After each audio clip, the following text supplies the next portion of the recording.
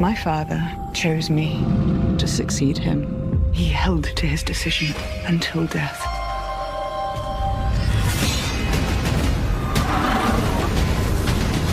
We have the blood of the dragon.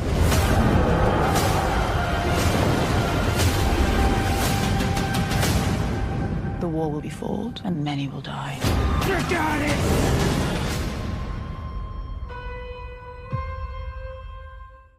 Welcome back, everyone. It's Charlie. House of the Dragon released a new Season 2 Episode 5 clip and some more scenes, so we'll break it all down. There's a couple of really big concepts they introduce, metaphorically and literally, because we see Vermithor in that trailer. Everybody wondering when we see Vermithor again. But we also have Aemond becoming Prince Regent. He's like the next option the Greens have to take over the Iron Throne because of what happened to Aegon in Episode 4, being turned into crispy chicken, essentially. We even get a scene of what looks like Aemond and Helaena in front of the Iron Throne. I know there have been all kinds of theories about the two of them together since Season 1, and been hoping we get some more epic dragon dreams for her during all this. It just feels too loaded of a scene here to see them standing in front of the Iron Throne for her to not drop another epic dragon dream.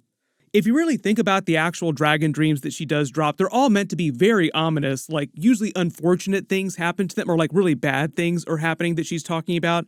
But it is kind of funny how she will just casually drop the future. Like she literally is telling them the future, but nobody really understands the context of what she's saying and thinks that it's all nonsense. We even get more footage of Jace and Rhaenyra in Dragonstone at the library reading more books, probably related to Aegon's prophecy of the Song of Ice and Fire. This whole library set, the Valyrian library they built at Dragonstone, is probably one of the coolest new sets they built next to all the Harrenhal stuff that they built. But there's a bunch more going on here, so we'll break it all down. If you're brand new to the channel, be sure to subscribe to get all the episodes. And really big reminder, Comic-Con is literally next week as of me posting this video. I'm not expecting a ton of House of the Dragon Season 3 stuff till after the finale though. Just starting with the new footage, biggest literal metaphorical thing here, Rhaenyra with Vermithor. Notice how she looks kind of afraid, like she's slowly inching up to him, extra careful. Remember, he's like a grumpy old grandpa dragon. They even put like a bushy grandpa beard around his mouth, but they're all horns like spikes growing out of his head. It's kind of the same vibe with a Vhagar. They make her seem like a grumpy old grandma dragon with really bad arthritis. This scene will obviously remind people of that Season 1 scene from the finale with Daemon going to see Vermithor. Been wondering when we see Vermithor again in the season. A lot of people also ask, what was the Valyrian song that Daemon was singing to Vermithor? There's actually a translation of that we have now. Daemon's song goes like this. He was saying, "Fire breather, winged leader, but two heads to a third sing.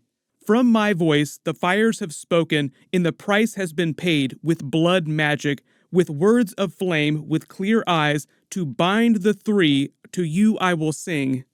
As one we gather, and with three heads we shall fly as we were destined, beautifully, freely." The whole three heads is probably a reference to Aegon the Conqueror with his two sister wives and their three dragons.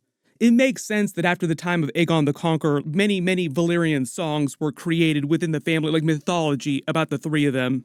If we're talking about them activating a bunch of new dragons, them showing new dragons that we haven't seen before, I know everybody's wanting to see Balerion the Black Dread actually flying around in the sky. They're probably going to save that for the Aegon the Conqueror prequel series that they're working on the next couple of years.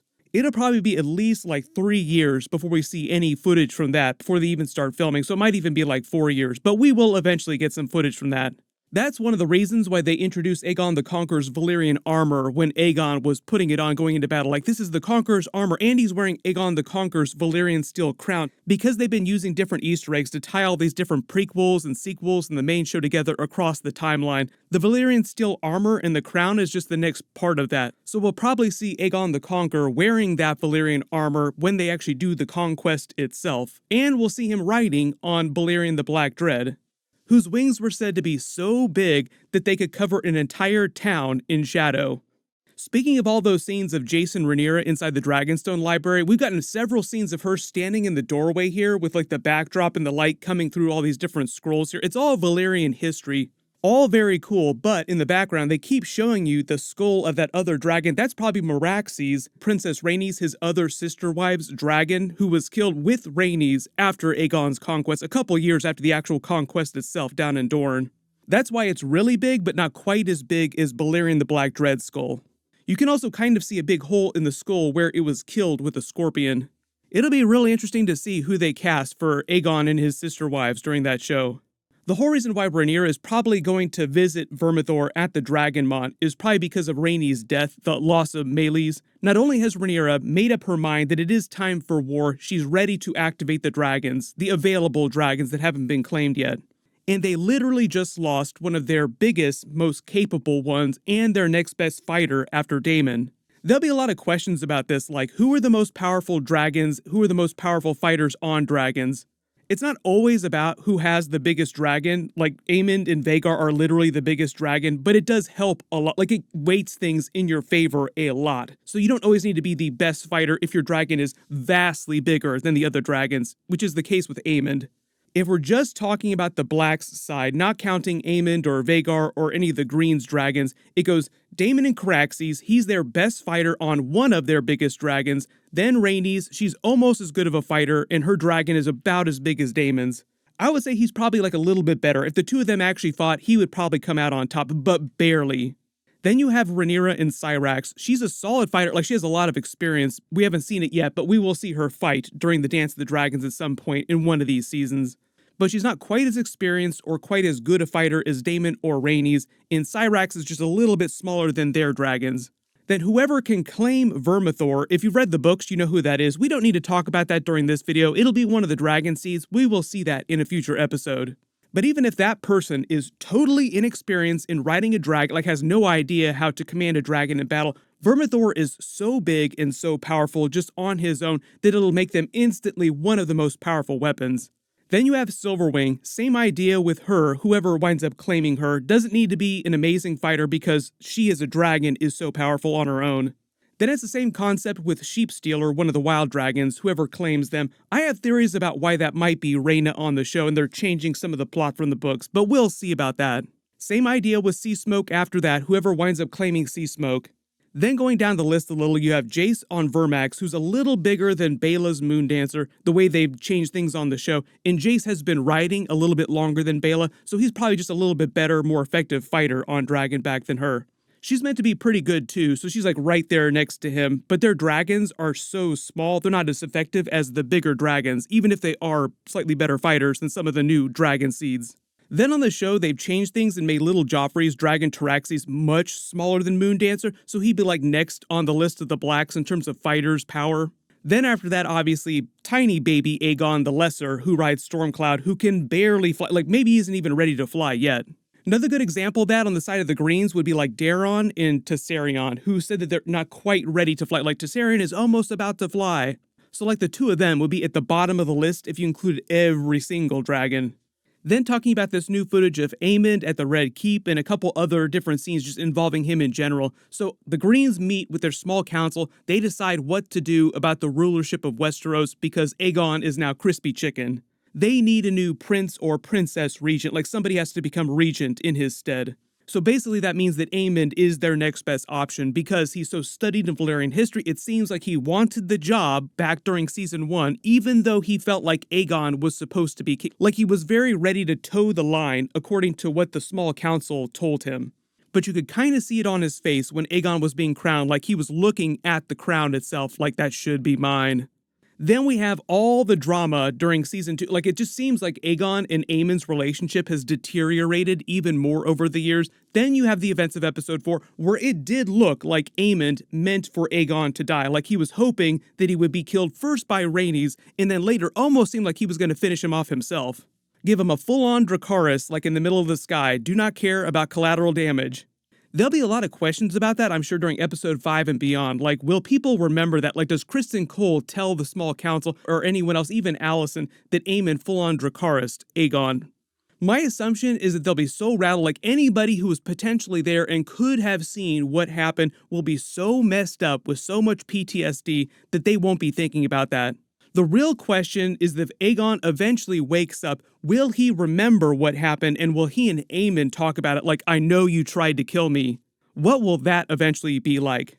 There's no actual recording of them talking about that in the books after the fact, so it's possible that they talked about it behind closed doors, and that's why the history was never recorded, because you remember that all this history that they're basing the show on was recorded third-party style by maesters in Mushroom, so if they weren't around to hear conversations, it didn't wind up in the book. That's how they explain a lot of the brand new scenes between characters on the show that you didn't see in the books, like, oh, it just happened and nobody else heard about it. But really interested to see what Helaena tells to Aemond when they're standing in front of the Iron Throne here. There's also a lot of people since season 1 that also thought that Aemond secretly coveted his sister Helaena, even though she was meant to be married to Aegon. It's possible that that's the case, like maybe at one time he did want her, and maybe he just thinks of her in a very protective, special kind of way now. But I do think that Helena's children are Aegon's children, not Aemond's children. I don't think that Aemond would do that, like he's so by the book, by the numbers kind of guy, even if he wanted to be with her. But I am sure she's going to drop some epic dragon dream when they're talking here. Maybe Aemond, though, because he's so studied in Valyrian history and he's kind of tuned into that kind of stuff, maybe he will take some meaning from what she says where other people within the Greens do not. The other big reminder, too, is that he has the Valyrian dagger, and because he's so studying Valyrian history, maybe he will also detect the Valyrian writing on it. So it's possible that he could learn about the prophecy that way, like by accident, because you also have Alicent studying Aegon's prophecy, like she knows about the prophecy, she's studying all this history, so they're probably building up to some kind of reveal where Alicent tries to tell someone else about the prophecy itself within the Greens, and that might be Aemond. Then we see Jace at the Twins with the Freys trying to negotiate with them to try and get their support in the upcoming war.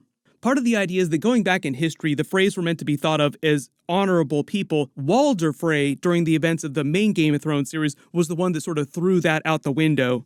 I'm sure there'll be a lot of questions about this too. There's a scene of Daemon and Rhaenyra together, but also scenes that we see from episode 5. I know these are from episode 5 of Daemon back at Harrenhal, especially with Alys Rivers. So the question then becomes, does Daemon have more crazy Weirwood visions of adult Rhaenyra with them together, or does he just go back and meet with her during episode 5 at some point, or could it be from a future episode? Because they do that, like they're known to include footage from a bunch of different future episodes. I would not be surprised if by the end of the season, Daemon has already left Harrenhal. It seems like he and Alys Rivers developed some kind of weird relationship too. Not a physical relationship. I don't know if they actually wind up sleeping together, but that would be a very Daemon thing kind of do. Spooky woman doing all kinds of witchy stuff to you. What's your first thought? Well, better sleep with her. There's a lot of book imagery with her pregnant with Aemond, but we'll see how they explain that on the show. Like if she has a child, is that Aemond's child or is that Daemon's child? I am sure there'll be a lot of questions about that going forward at some point.